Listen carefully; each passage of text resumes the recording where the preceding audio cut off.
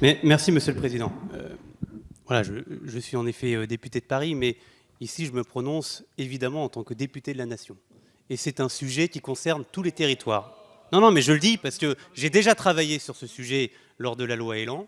J'avais déjà travaillé avec le gouvernement pour améliorer la régulation des locations touristiques, pas uniquement à Paris. C'est vrai qu'il y a le problème à Paris, mais le problème, il se pose à Bordeaux, le problème, il se pose à Lyon, le problème, il se pose à Nice, et le problème, il se pose, en fait, même en effet, dans des villes beaucoup plus petites, dans des villes balnéaires, dans n'importe quel endroit du territoire. La question de l'allocation de son logement sur une plateforme, elle se pose pour tout le monde, pour tous les citoyens.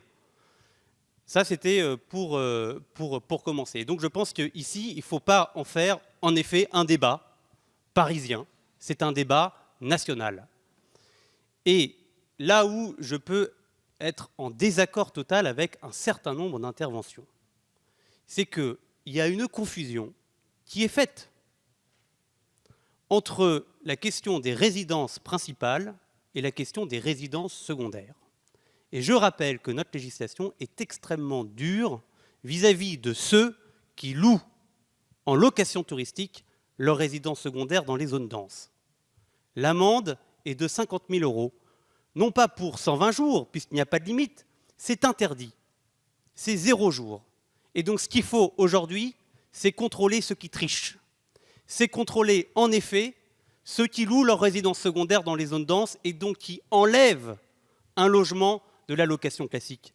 Mais ça, mes chers collègues, c'est déjà dans la loi. Et c'était d'ailleurs pas dans la loi Elan. C'était déjà dans les lois qui étaient votées auparavant par la législature précédente. Et je crois que mes collègues socialistes peuvent en témoigner. Il y avait déjà cette régulation-là. Donc aujourd'hui, on parle de la limite du nombre de jours des résidences principales, c'est-à-dire de ceux qui vivent dans ces logements. Donc je ne peux pas entendre l'argument de M. Peu, qui dit qu'on enlèverait dans ce cas-là des logements du marché, puisque ce sont des gens qui y vivent. Donc à partir de là, la priorité pour lutter contre le développement de Airbnb, qui justement, eh bien, c'est de renforcer le contrôle. Madame Obono.